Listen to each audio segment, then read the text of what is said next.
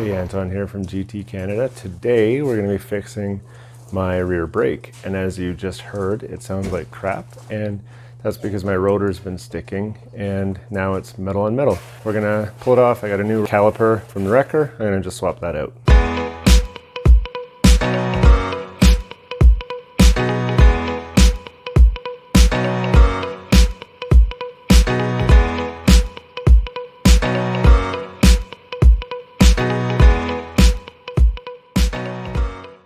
Here you can hear it.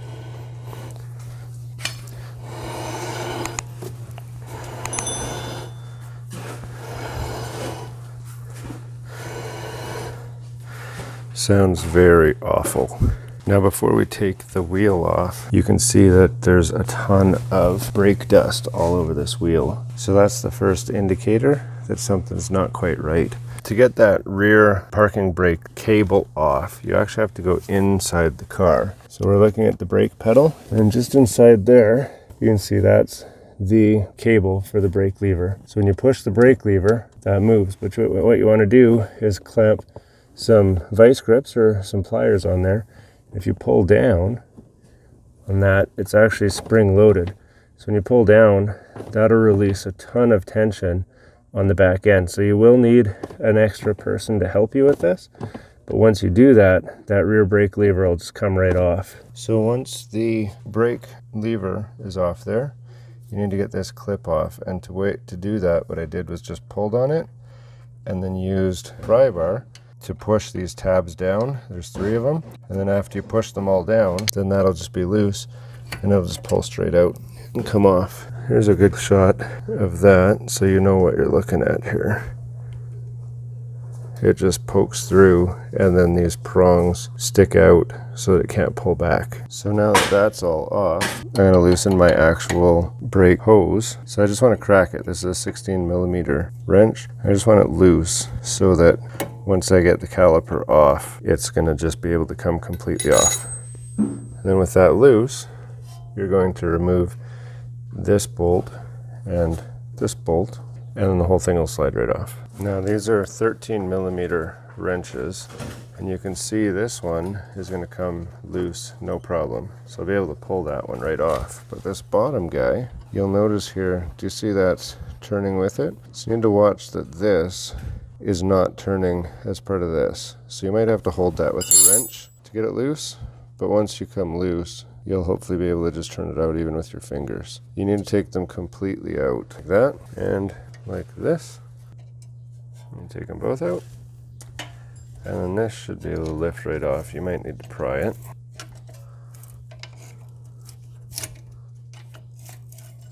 Just like that.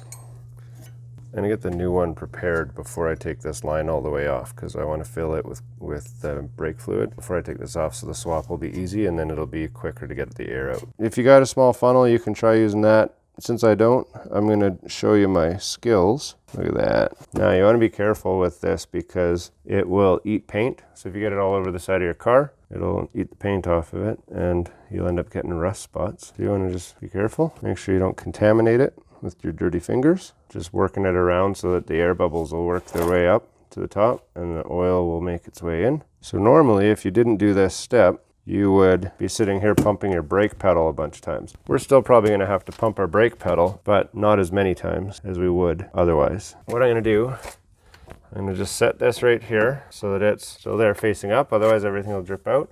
I already loosened this off, so this is going to be just easy. You just spin it by hand and then get ready because the oil is going to come out. That is a lot longer than you think. Pass that to the hand model. Then we go like this. Try not to drop it. Make sure you're threading it straight, like that.